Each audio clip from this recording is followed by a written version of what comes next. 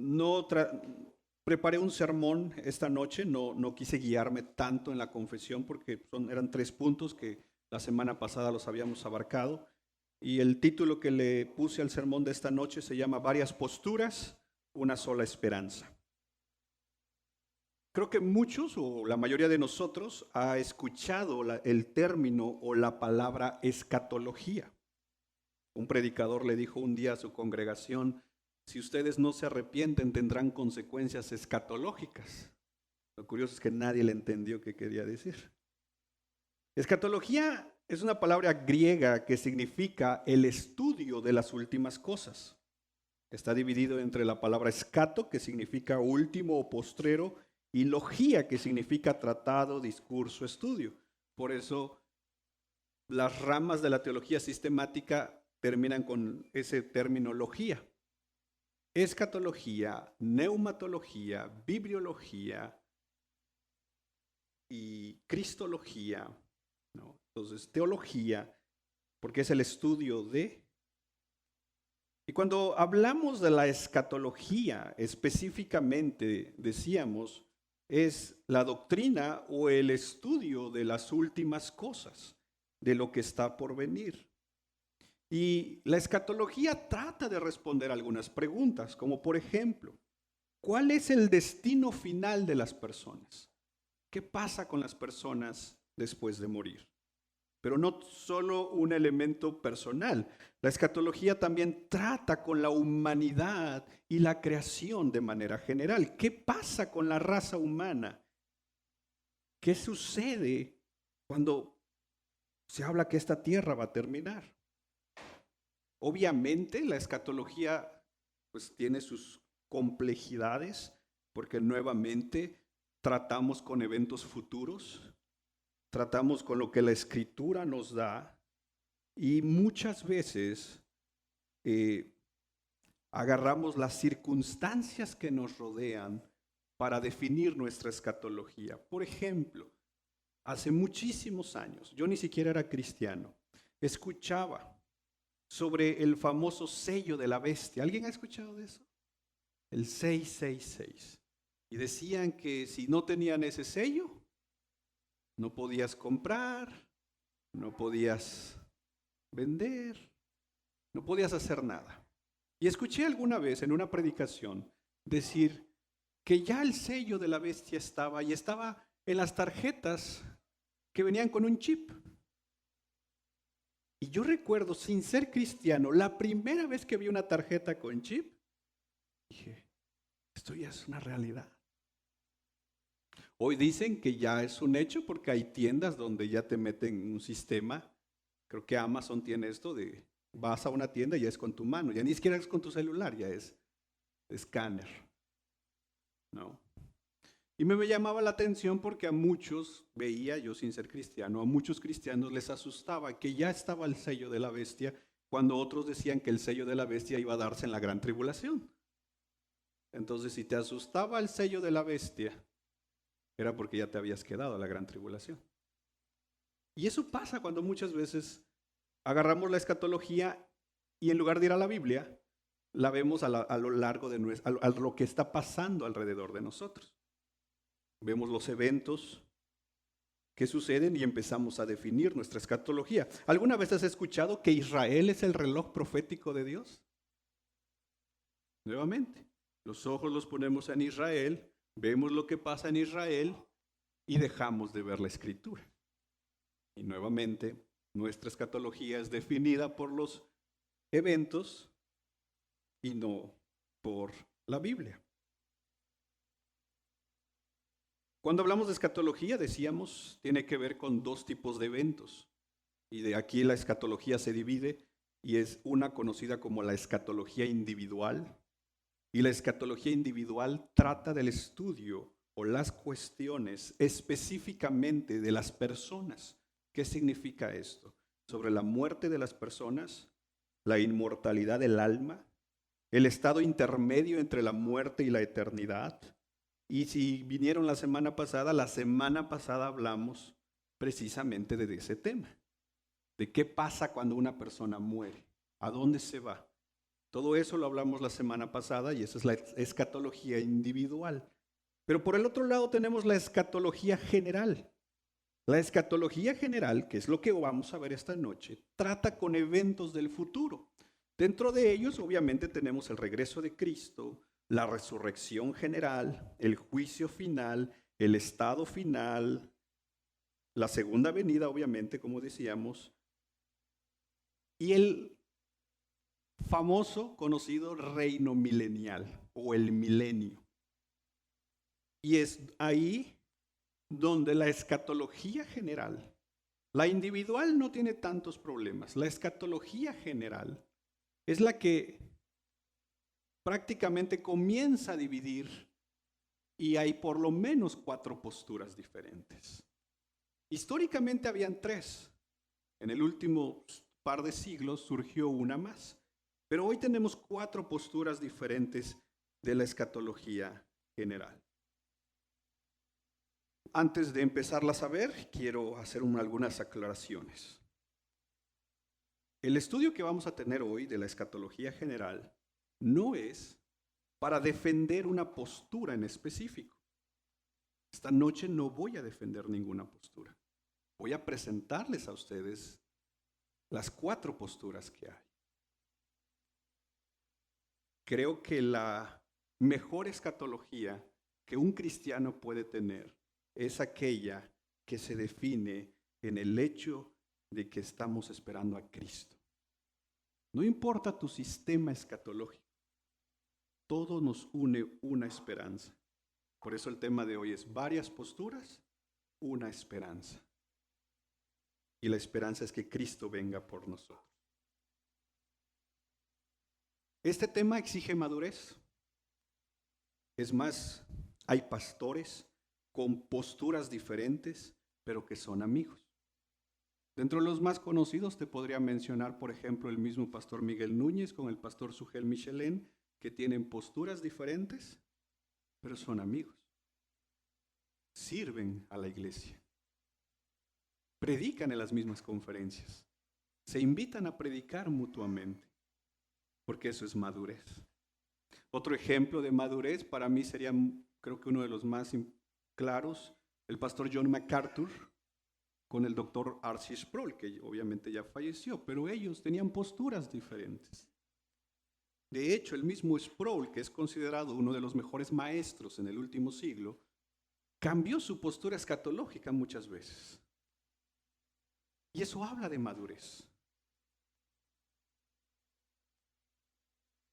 Una iglesia bíblica, una iglesia de sana doctrina, no es aquella que imponga en sus miembros un sistema escatológico. Eso es incorrecto, hermano. De hecho, eso no está bien. No está bien que una congregación imponga como un requerimiento para ser miembro que cada uno de sus miembros abrace un sistema escatológico específico. Pero curiosamente, hay congregaciones así. Yo conozco gente que están en una iglesia y que la iglesia es dispensacional en su escatología. Y no puedes ser miembro si no abrazas el dispensacionalismo. Y si eres amilenialista, entonces prácticamente no puedes ser parte de esa iglesia. Y eso es triste. El sistema escatológico tiene que quedar en un segundo término, pero la escatología primaria es Cristo viene. Y eso es bien importante entenderlo. Una cosa es el sistema escatológico y otra cosa es la esperanza escatológica. Y en el sistema escatológico podemos tener diferencias. Es válida las diferencias. De hecho, en alguna ocasión le preguntaron al pastor John MacArthur, porque una de las mayores críticas que le hacen al pastor MacArthur es su dispensacionalismo. Y a él le preguntaron cómo es que en su iglesia puede haber gente que esté en desacuerdo con él. Y él dice que en su iglesia hay premilenialistas, dispensacionalistas, amilenialistas y postmilenialistas, pero que todos los une una sola esperanza. Cristo viene y lo estamos esperando. Yo quiero pedirles de ustedes ese tipo de madurez.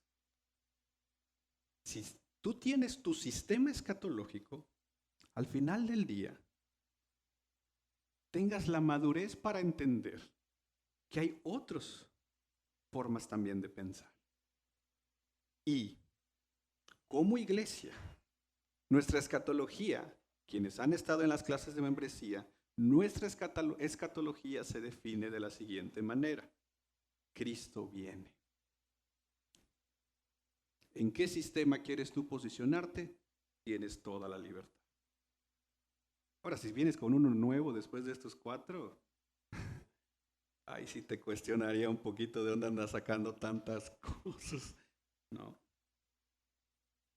Otra advertencia, por cuestiones de tiempo, no es un estudio riguroso, ya que analizar cada postura nos llevaría mucho tiempo. De hecho, por ejemplo, solo del amilenialismo, el pastor Sugel tiene un estudio de más de 4 o 5 horas, donde él dice cómo pasó de ser dispensacional a amilenial. Y él explica con muchísimos textos bíblicos cómo él ahora es amilenialista. Entonces, en 40, 50 minutos que tenemos aquí, no podemos abarcar toda la profundidad de cada una de estas posturas, pero vamos a tratarlas de ver de manera general. Algo que quiero que veas es que en cada postura van a variar muchas cosas, pero hay algo que las une a las 4 y es el hecho de la segunda venida de Cristo. Las 4 posturas convergen en un hecho importantísimo y es Cristo viene. Difieren en una palabra y es en el milenio, en el famoso milenio. ¿Dónde aparece el milenio?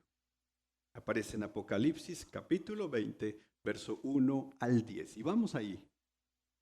Y quiero que veas lo que el texto dice. Vi entonces a un ángel que descendía del cielo con la llave del abismo y una gran cadena en su mano. Eso es importante. Llave y gran cadena. Verso 2. El ángel prendió al dragón, la serpiente antigua, que es el diablo, y Satanás lo ató por ¿cuántos? 1000 años. Lo arrojó al abismo y encerró y puso un sello sobre él para que no engañara más a las naciones hasta que se cumplieran ¿cuántos? Después de esto debe ser desatado por un poco de tiempo. También vi tronos y se sentaron sobre ellos los que se les concedió autoridad para juzgar, y vi las almas de los que habían sido decapitados por causa del testimonio de Jesús y de la palabra de Dios. Y a los que no habían adorado a la bestia ni a su imagen, ni habían recibido la marca sobre su frente ni sobre su mano, volvieron a la vida y reinaron con Cristo ¿por cuánto tiempo? 1000 años. Esta es la primera resurrección. Los demás muertos no volvieron a la vida hasta que se cumplieron ¿cuánto? 1000 años. Verso 6. Bienaventurado y santo es el que tiene parte en la primera resurrección. La muerte segunda no tiene poder sobre esto, sino que serán sacerdotes de Dios y de Cristo y reinarán con él ¿por cuánto tiempo? 1000 años. Cuando los 1000 años se cumplan, Satanás será soltado de su prisión y saldrá a engañar a las naciones que están en los 4 extremos de la tierra, a Gog y a Magog, a fin de reunirla para la batalla. El número de ellos es como la arena del mar. Y subieron sobre la anchura de la tierra, rodearon el campamento de los santos y la ciudad amada, pero descendió fuego del cielo y los devoró. Y el diablo que los ha engañado fue arrojado al lago de fuego y azufre, donde también estaba la bestia y el falso profeta, y serán atormentados día y noche y por los siglos de los siglos. Ok, en este pasaje es donde aparece esto, conocimos como el milenio o 1000 años, y depende cómo se interprete el milenio o estos 1000 años, dependerá entonces la postura escatológica. Este debate no empezó ayer, hermanos. Este debate viene desde la época misma de los padres de la iglesia. Desde ahí. Y no pretendo esta noche darle solución a ese debate. Yo creo que el día que este debate termine será el día que Cristo venga. Pero es importante que como iglesia sepamos esto, para que entonces no les quieran venir con, oigan, ya tenemos la fecha de la llegada de Cristo. Entonces es importante conocer esto. Sin ningún orden de importancia, no vayan a pensar que voy a empezar del más importante al menos importante, no. No hay ningún orden de importancia. Empecemos con el premilenialismo dispensacional. Premilenialismo. Gracias, hermano Elisior, por este. Damos gracias a Dios por habernos hermano Elisior que hizo el. ¿Cómo se llama?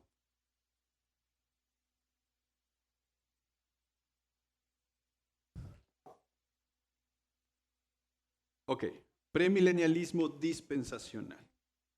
Para muchos quizás es el más conocido porque muchos venimos literalmente de ahí. No. De hecho, algunos pensamos que no había otro sistema. Algunos llegamos a pensar, o sea, nos enseñó que no hay otra forma de ver la escatología, sino solamente el premilenialismo dispensacional. Algunas cosas de manera general para entender un poquito esto. En el tema de Israel y la iglesia, en este sentido, se ve una distinción. Dios tiene un plan para la iglesia y Dios tiene un plan para Israel. Son dos planes totalmente diferentes. Se dice que ahorita Dios tiene una pausa con Israel, está el tema de la iglesia, y cuando la iglesia se vaya, entonces Dios retomará el tema de Israel. Por eso es que un dispensacionalista te dirá que Israel es el reloj profético de Dios. Y entonces hay esta división. Dios tiene un plan para Israel, Dios tiene un plan diferente para la iglesia. Y hay estos constantes caminares diferentes. Cuando llegamos al tema del milenio, específicamente del milenio, de lo que vemos en estos pasajes de Apocalipsis o en estos versículos, el dispensacionalismo ve un periodo literal de 1000 años. Y ahorita voy a tratar de hacer una pequeña gráfica para poder mostrar un poquito más de esto. Hay un periodo literal de 1000 años que se va a inaugurar precisamente cuando Cristo venga.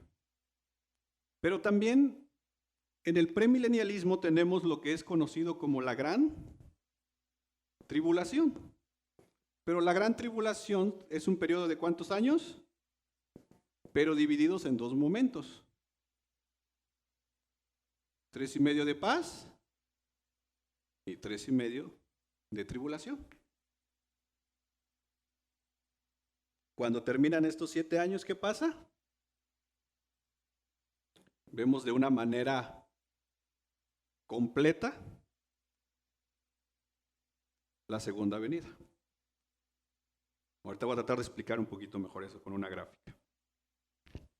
Entonces, tenemos los 7 años, luego vemos en su plenitud la segunda venida de Cristo y lo que Cristo viene a hacer es a inaugurar 1000 años aquí en la tierra. Obviamente gobernaremos con Él.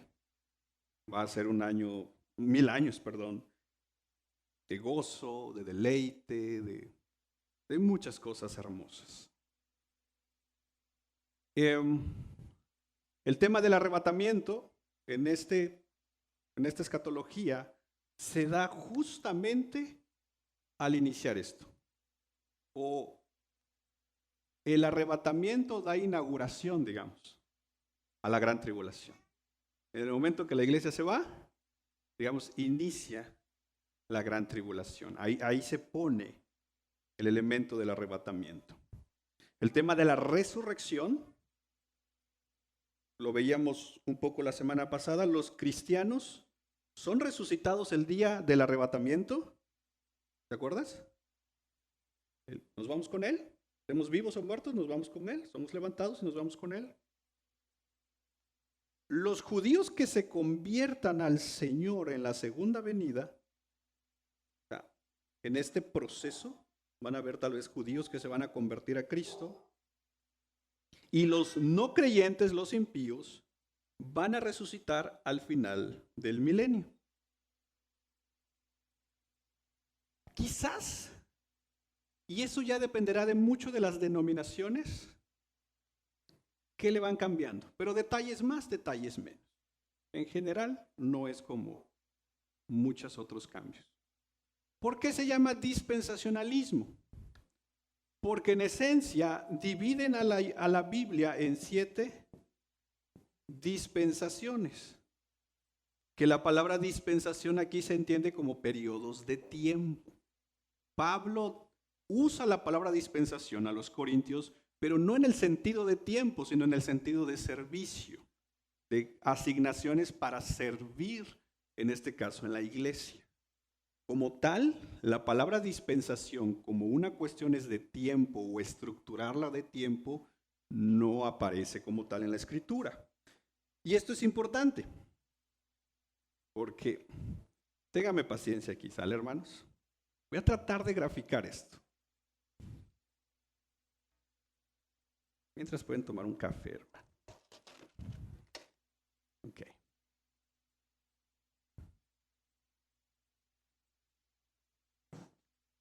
Perdón. Ok.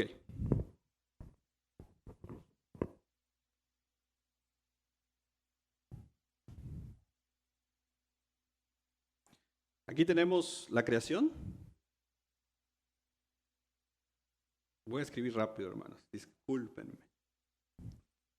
Y aquí tenemos, por ejemplo, la primera venida del Señor. Para eso aquí ya tenemos 1, 2, 3, 4, 5 dispensaciones. ¿Cuáles son las primeras 5 dispensaciones? Tenemos la primera que es antes de la caída, la dispensación de la inocencia. Adán y Eva, inocentes. Después tenemos de la caída hasta Noé, que le llaman la dispensación de la conciencia. Después tenemos de Noé a Abraham, que es la dispensación del gobierno humano. Luego tenemos de Abraham a Moisés, que es la dispensación de la promesa. Luego tenemos... Te esperamos, Andrés. Ahí está. Te esperamos. Te esperamos, Señor. Perdón. ¿En qué dispensación íbamos? No, la promesa. De Moisés a Jesús tenemos la de la ley. Y esta que es, digamos, esta termina precisamente con la llegada de Cristo. Y de ahí tenemos la sexta dispensación, que se conoce como la dispensación de la gracia, que es, digamos, de aquí hasta la segunda venida de Cristo. Esta es la dispensación de la gracia, desde que Cristo viene hasta que vuelva a venir en su segunda venida. Y es aquí donde nosotros estamos. Y en este caso, a través de este sistema, se dice que Dios tiene como 2 líneas trabajando o 2 planes. Una para la iglesia y otro para Israel. Nuevamente, puede ser que tu dispensacionalismo, si eres dispensacionalista, va a variar en algunas cosas. Este no es un estudio de solo el dispensacionalismo, ¿sale? Habrán variantes. Ahora, aquí es donde empezamos como a armar un poquito lo complicado. El detalle aquí con esto, o cómo empieza a cambiar un poquito, es precisamente en la segunda venida de Cristo. Porque la segunda venida de Cristo, bajo este sistema, está dividido, digamos, en 2 momentos, no solo en uno.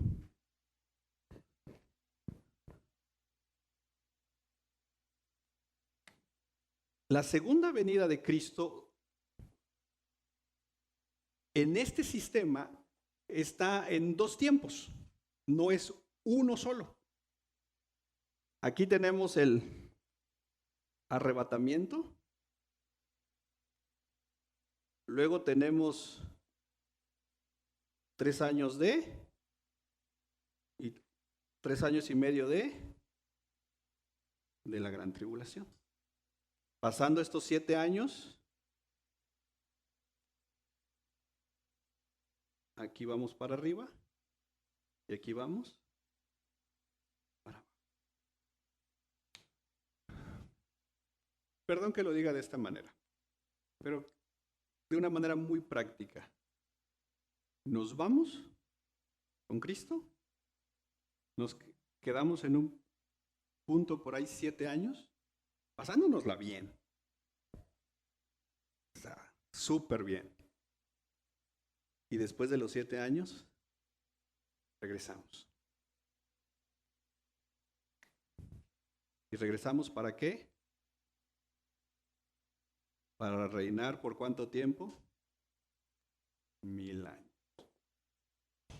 Y este es lo que se conoce como la séptima dispensación, que es la dispensación del reino milenial.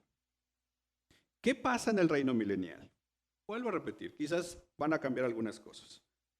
Las naciones que se quedan van a ser juzgadas.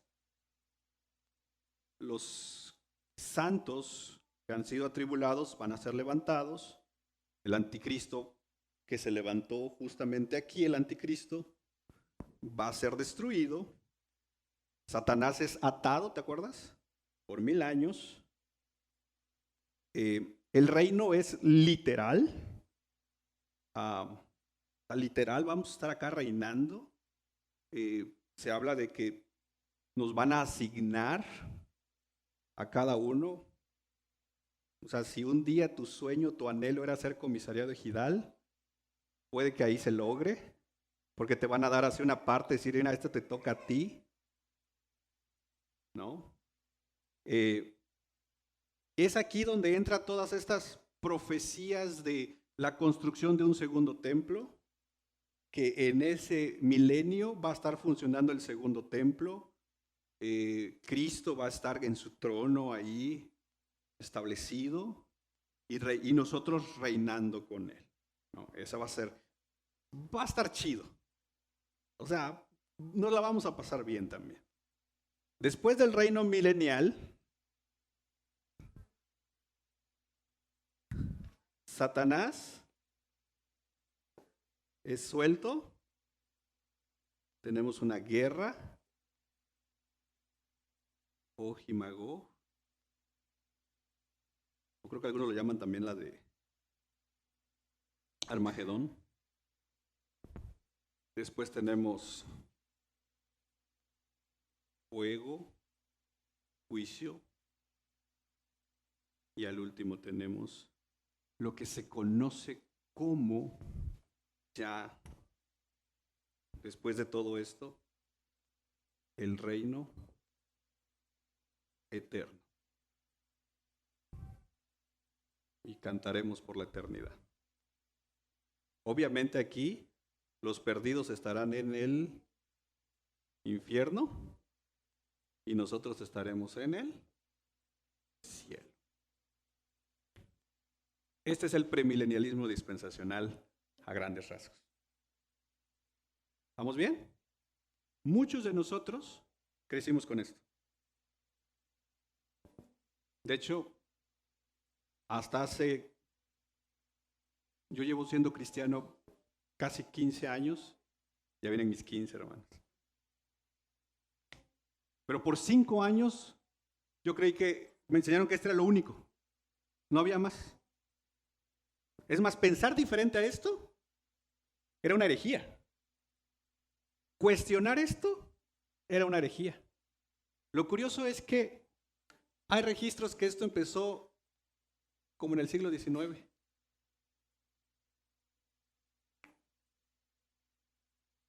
Hay muy poco registro del dispensacionalismo más atrás. Y eso es importante también mencionarlo. ¿Alguien me ayuda a borrarlo? Gracias, Padre. Sí, por favor. Si no tomaron notas, se las vendo.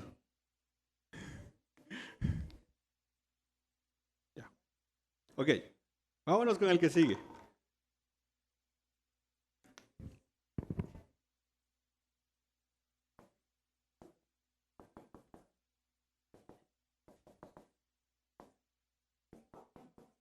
Gracias, Vale.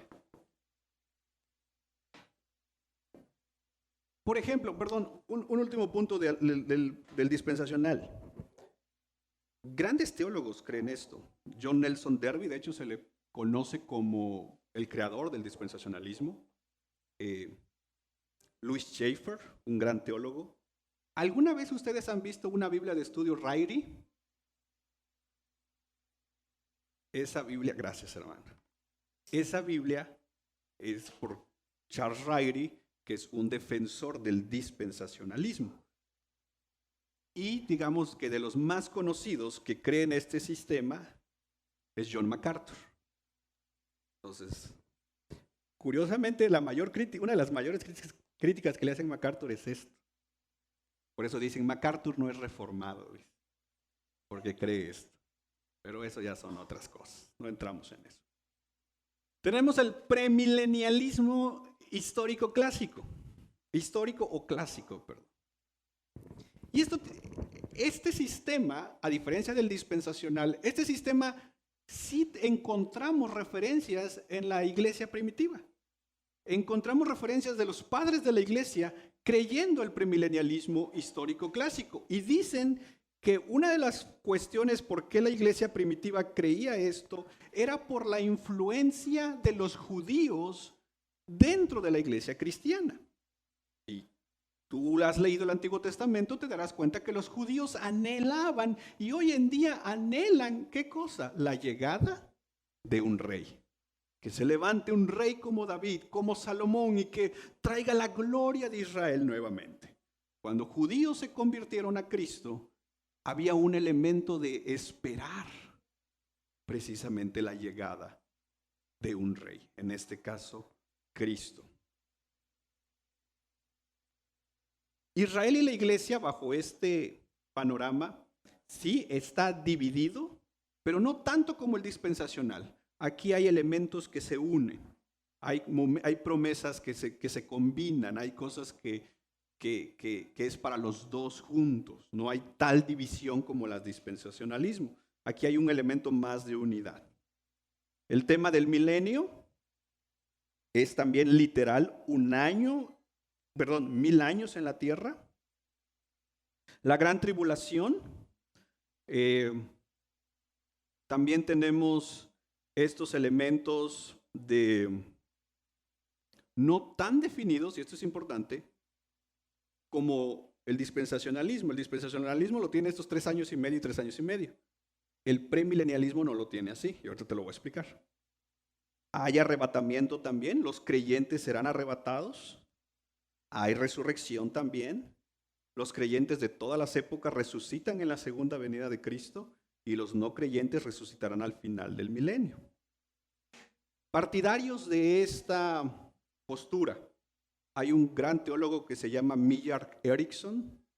Hay otro que yo no disfruto mucho su teología sistemática, pero es muy buena, Wayne Grudem. Y de los más conocidos, yo creo, pues Miguel Núñez. Él es premilenial clásico. Por ejemplo, si alguien lee a Grudem, yo preferiría que leyeran a Berkhof. Creo que Berkhof todavía es un poquito más, tal vez, apegado. Ok, empecemos. Nuevamente. Primera venida de Cristo. Y aquí tenemos lo que pasa en el Antiguo Testamento. ¿Cuál es la primera diferencia que ves? No hay división. Antiguo Testamento y Nuevo Testamento. ¿Qué divide una de otra? La primera venida de Cristo. ¿Estamos de acuerdo? Tenemos entonces la segunda venida de Cristo y tenemos aquí desde la época que Cristo vino hasta cuando vuelva a venir. Ahora, Fíjense que hay algo bien, bien curioso en este sistema. No es en todos, pero hay una postura que dice, ¿alguien puede buscar segunda de Pedro 3:8? ¿Lo puedes poner, porfa? Porque eso sí, cada postura tiene sus variantes. Por eso lo estamos viendo de manera general. Ok. Pero amados, no ignoren esto, que para el Señor un día, ¿cuánto es? ¿Y 1000 años? Ok. ¿Alguien de ustedes ha escuchado un poco sobre la tierra joven? ¿No? Ok. La gran pregunta muchas veces que se hace es ¿cuántos años tiene la tierra? Desde el mundo de la ciencia muchas veces dicen millones de años. Muchos cristianos dicen que no. Y cuando hablan de la tierra joven es que el mundo no tiene millones de años. Tiene miles de años, no millones de años. Y este versículo es uno que algunos premilenialistas usan. ¿Cuántos días tiene la creación? ¿Cuántos? 7 días. Ok, miren lo que dicen. Para el Señor un día es ¿cómo? Entonces, hay un elemento de... ¿Cuántos años tendríamos aquí? No, 6000 años. Esa es una postura. Quiero presentárselas nada más. Ok. ¿Qué está pasando entonces en este espacio? Aquí vemos obviamente a la iglesia y vemos obviamente al mundo. La iglesia hay un elemento de crecimiento, pero el mundo también va creciendo. Aumentará la maldad, ¿se acuerdas? Ok. En este sistema, desde aquí hasta que Cristo venga, la iglesia sufre tribulación. Y hermanos, basta con ver un poquito la historia para ver lo que han sufrido nuestros hermanos. Y basta con conocer las historias de nuestros hermanos perseguidos para darse cuenta que la iglesia sigue sufriendo. ¿No? Entonces, tenemos ahí ese momento. Luego, se dice, según Segunda Tesalonicenses, creo que es Segunda Tesalonicenses 2, hay un crecimiento de la apostasía y hay una aparición del anticristo, justamente antes de la segunda venida de Cristo. Entonces, en este sistema, el arrebatamiento se da justamente aquí. Nos vamos, pero no nos vamos 7 años. Nos vamos a encontrarnos con Él en las nubes y venir con Él. Ahora, dicen algunos comentaristas que cuando Pablo escribe esto en Tesalonicenses, hay un elemento de cómo antes eran. No sé si algunas veces has visto estas películas de reyes, de reinos, donde está el castillo. Viene el rey con su ejército después de haber ganado. La gente sale a encontrarse con su rey, no para irse. La gente sale a encontrarse con su rey para entonces juntos venir. Y entonces lo que está diciendo aquí es que nosotros, en un abrir y cerrar de ojos, seremos arrebatados para venir con Él. Ya no hay 7 años. Ya no hay 13 años y medio de paz, ni 3 años y medio de gran tribulación, porque eso se ha estado dando a lo largo de la historia y las cosas se van a poner peor porque la apostasía va a crecer y el anticristo va a aparecer. Aunque Juan dice que hay muchos anticristos que han aparecido. Pero la segunda venida entonces es en un solo momento. No hay 7 años. Vamos y venimos. ¿Y a qué venimos? A instaurar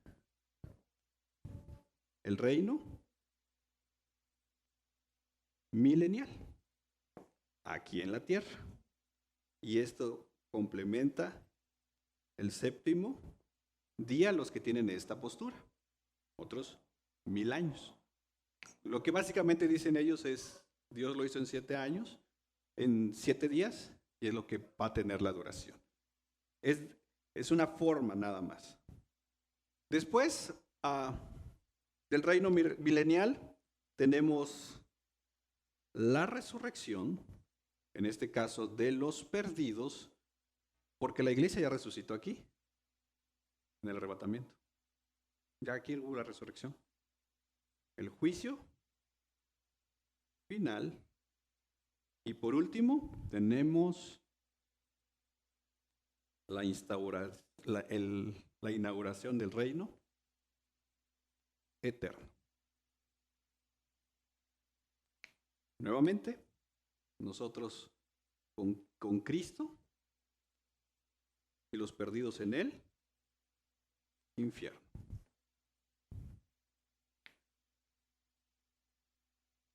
Este es el premilenialismo histórico o clásico, que sí tiene o se ha encontrado referencias que padres de la iglesia creían de esta forma, esperando en cualquier momento la llegada del rey para instaurar el reino milenial, porque había esta añoranza de la época dorada de Israel, pero ahora ser instaurada alrededor del mundo. Y luego tenemos el reino eterno. Grandes hombres de Dios creen esto hasta la fecha. Ok. ¿Vamos más o menos? Ok. Tenemos poco tiempo. ¿Me ayudas a borrar? Gracias. Ahora vamos con posmilenialismo. Acabo de ver un documental de un hermano que dice que antes era dispensacionalista y ahora es posmilenialista.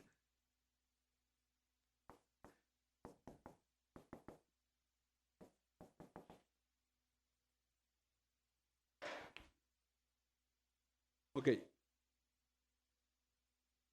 Una forma de conocer rápida las posturas. Premilenial significa que Cristo viene a instaurar el reino milenial. Postmilenial significa que Cristo vendrá después del reino milenial. Ahorita lo vamos a explicar. En esta postura, Israel y la iglesia no son dos cosas diferentes. Dios no tiene dos planes. Dios no tiene dos historias. Dios tiene una nada más. No. En el tema del milenio, y ahorita lo vamos a ver, hay un avance del reino de Dios. Y de hecho, los posmilenialistas dicen que esto cobra sentido cuando precisamente la oración del pueblo es: venga tu reino. Hay un elemento de establecimiento del reino. En el tema de la gran tribulación, básicamente, y aquí hay nuevamente dos posturas. Hay una que se conoce como preterista, algunas cosas del pasado o algunas cosas en el pasado ya sucedieron. Y algunos dicen que la gran tribulación sucedió precisamente en el año 70. Cuando Jerusalén es destruida, los judíos son asesinados, dispersados. Otros dicen que es a lo largo de la historia de la gran tribulación. La segunda venida de Cristo va a ocurrir después del milenio. Hay arrebatamiento, que precisamente somos arrebatados en la segunda venida de Cristo. Y la resurrección de los creyentes y los no creyentes ocurre también justamente en la segunda venida de Cristo. Grandes teólogos creen esto. Uno de ellos es Charles Hodge. Y se dice, he leído comentarios, que Sproul murió siendo postmilenialista. Vamos a tratar de ejemplificar el postmilenio. Ok, tenemos de igual manera primera venida. Aquí tenemos todo lo que hay en el Antiguo Testamento. Y luego tenemos, literalmente tenemos aquí la segunda venida del Señor. Y en este lapso entre la primera y la segunda tenemos entonces los elementos que hoy están viendo. Tenemos a la iglesia, tenemos el avance del mal, tenemos tribulación a lo largo de la historia, pero hay algo curioso aquí. Los postmilenialistas dicen que el avance del cristianismo va de menos a más.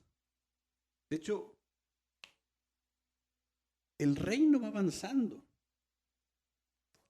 ¿Te acuerdas que por ahí dice que antes de que Cristo venga, se predicará el evangelio a todas las criaturas? Eso habla precisamente de un avance de la iglesia, de llegar cada vez a más lugares, de ser una influencia establecida precisamente en esta tierra. Y la iglesia que tiene al Espíritu Santo, que Dios está con ella, que va a generar influencia y que las puertas del Hades no van a prevalecer contra la iglesia, va a ir generando una influencia de menos a más, y cuando llegue un momento de cúspide de la iglesia, algunos dicen que aquí va a aparecer precisamente el anticristo o el elemento de la apostasía, pero la iglesia va a tener tanta influencia que justamente en ese momento Cristo viene. Por lo tanto, el reino milenial aquí, vamos a decirlo de esta manera, aparece en los últimos, en el último periodo. Vamos avanzando, por así decirlo, en influencia, en posicionamiento. El último tiempo será de más influencia, apostasía, la segunda venida de Cristo. Y en la segunda venida de Cristo, obviamente seremos arrebatados. Y los muertos en Cristo serán resucitados. Y después de la segunda venida de Cristo tenemos los juicios. Y después de los juicios tendremos el establecimiento del reino eterno.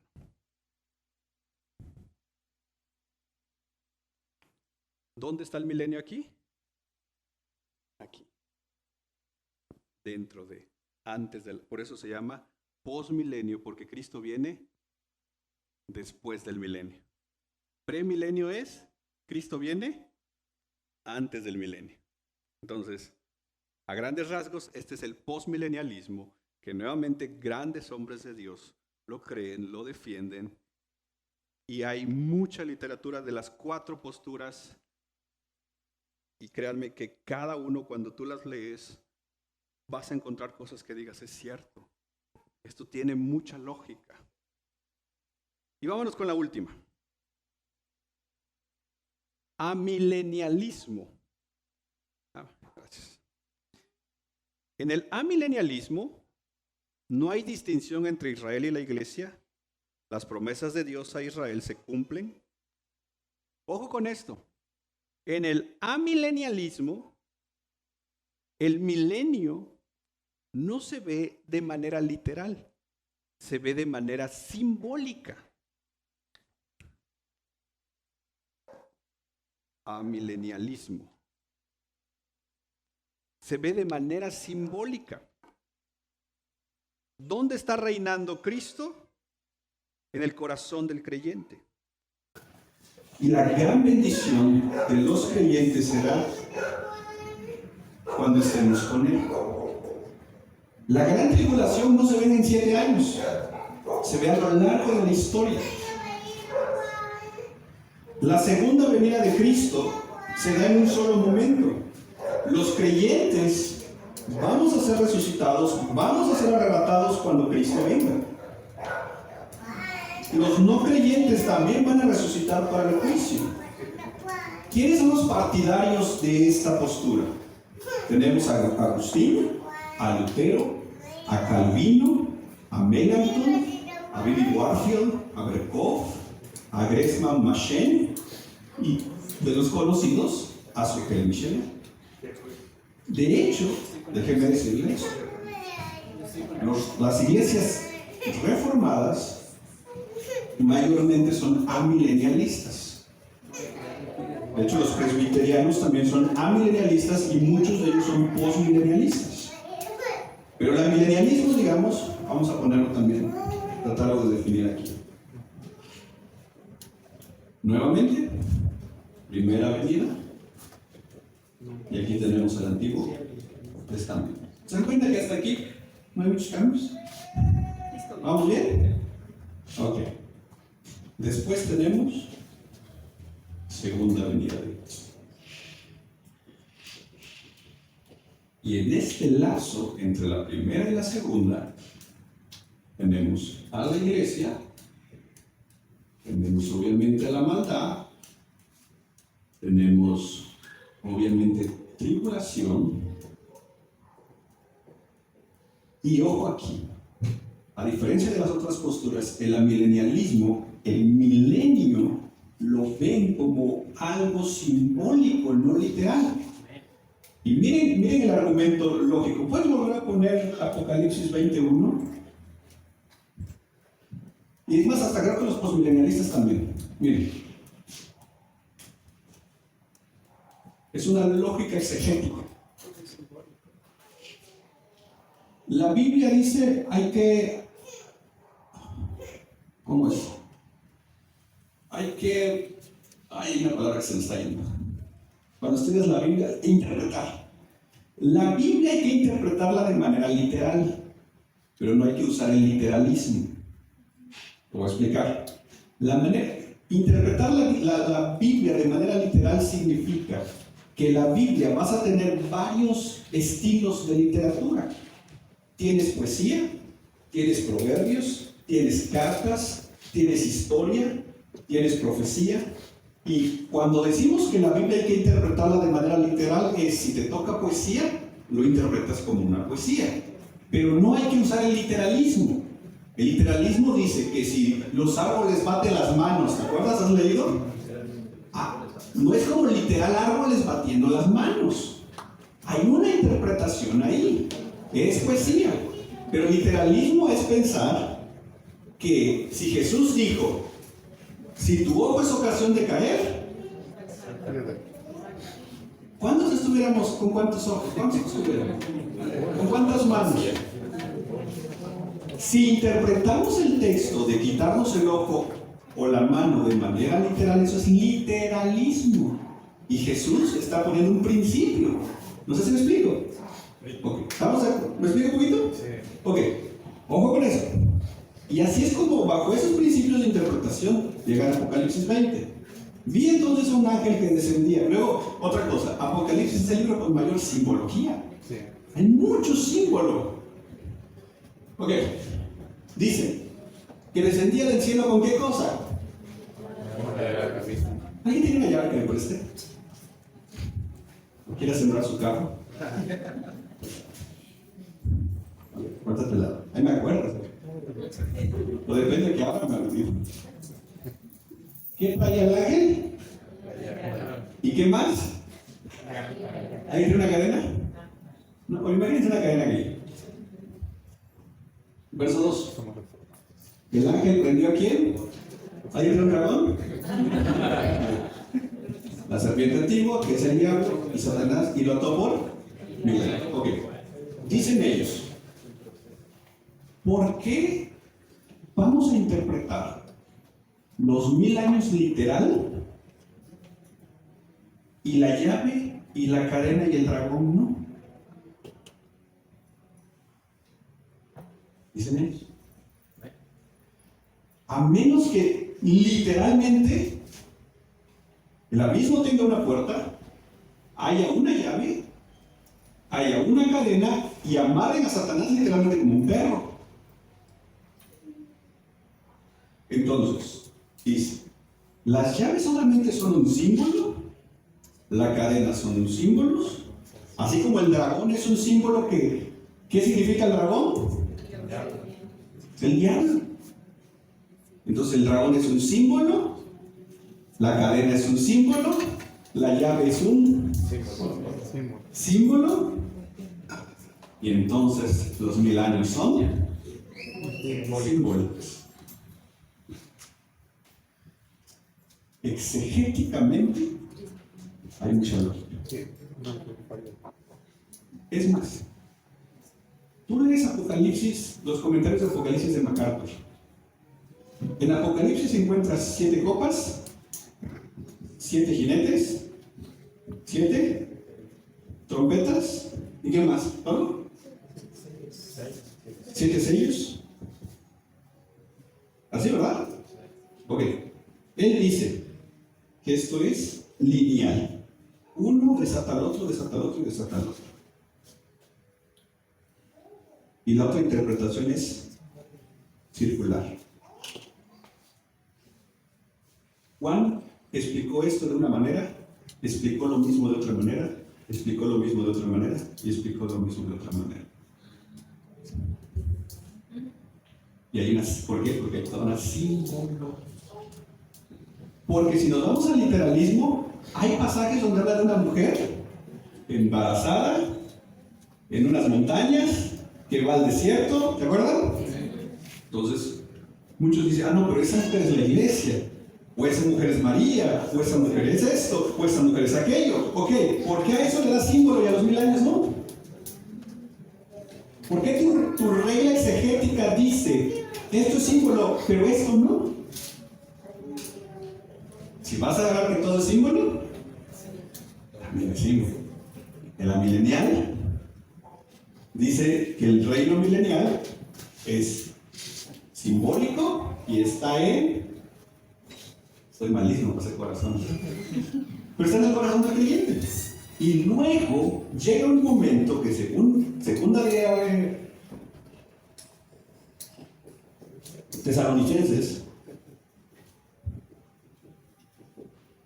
aparece el anticristo de la apostasía y entonces Cristo viene. Y cuando Cristo viene, somos arrebatados, los que estemos con vida, y los que hayan muerto serán resucitados para irse con Cristo. Luego viene el elemento de juicios y luego tenemos reino eterno. Ese es el amilenialismo. Calvino, Lutero, Sucre Michelin y grandes otros teólogos creen en esta cosa. De hecho, muchas iglesias reformadas son amilenialistas. Ahora, permítanme ir aterrizando eso. ¿Se dan cuenta o se dieron cuenta que las 4 posturas aparecen la segunda venida de Cristo? Las 4 posturas. En las 4 posturas hay arrebatamiento. En las 4 posturas hay resurrección. En las 4 posturas hay establecimiento de juicios. En las 4 posturas hay establecimiento del reino eterno. ¿Por qué? Porque las 4 posturas conectan en ese mismo punto. Y como diría precisamente el doctor Sproul, pongamos atención, hermanos, con esto concluyo. Cualquiera que sea tu postura escatológica que tú tengas, debes de tenerla con humildad, porque en últimas instancias no conocemos el futuro. Todos miramos hacia atrás, pero solo Dios conoce lo que viene por delante. Debemos ser humildes y reconocer que aunque tú tengas una postura escatológica, puede ser que no sea exactamente correcta. Al mismo tiempo, vemos en la Escritura muchos momentos donde el mismo Jesús hablaba de las cosas futuras. Así que la forma en que entendamos los eventos futuros debe al final de cuentas tener un impacto en nuestra vida actual. En otras palabras, si tú te casas con una postura escatológica, sería inmaduro entrar en debates que no te van a llevar a ningún lugar, y lo único que va a demostrar es precisamente una inmadurez que en imponer tu sistema escatológico. Ahora quiero hacer una pregunta. ¿Cómo sabes que tu postura escatológica es incorrecta? Es bien fácil. Si mi postura escatológica no me lleva a vivir una vida en santidad, es una escatología incorrecta.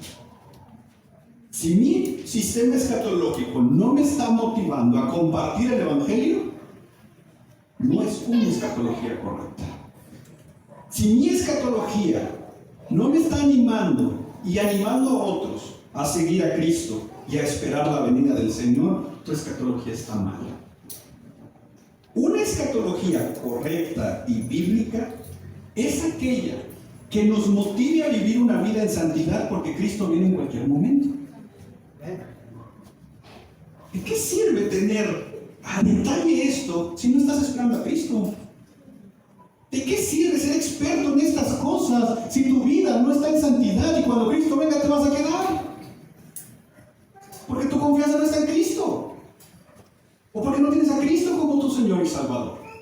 Yo prefiero equivocarme en mi postura escatológica, pero tener la confianza y la seguridad que cuando mi Cristo venga me voy con Él.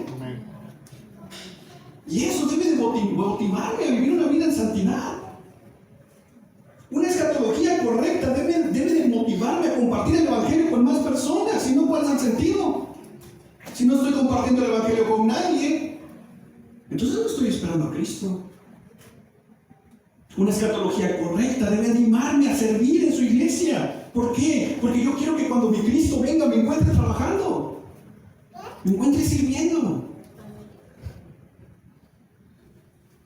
Una vida con una escatología correcta es aquella que espera a Cristo porque sabe, sin importar el sistema, que en cualquier momento su Señor viene. Y qué hermoso va a ser ese momento. Y en aquel día vamos a poder decir, yo estaba equivocado, amigos, pero ya estoy con Cristo. Y eso es lo mejor. O tal vez digas, yo estaba en lo correcto, pero ya no me importa. Lo más importante es estar con mi Cristo por la eternidad. Y eso es lo más hermoso. Amén. Amén. Vamos a orar. Padre, sé que es complejo esto, Señor, porque abarcamos años de historia y tratar de resumirlo en tan poco tiempo, Señor, pueden quedar muchas dudas, pero ayúdanos a ser humildes y a entender que más allá de un sistema, más allá de una dinámica escatológica, nuestra esperanza es que tú vienes, Señor. Ayúdanos a vivir una vida que esté preparada para ese momento glorioso, Señor. El apóstol Pablo lo estaba esperando. Los apóstoles murieron esperando ese momento. Señor, danos esa misma pasión para vivir la vida para tu gloria y esperar cada momento como siendo ese último momento, Señor. Y que eso me lleve a disfrutar más mi familia, a servirte con una mayor pasión y compromiso.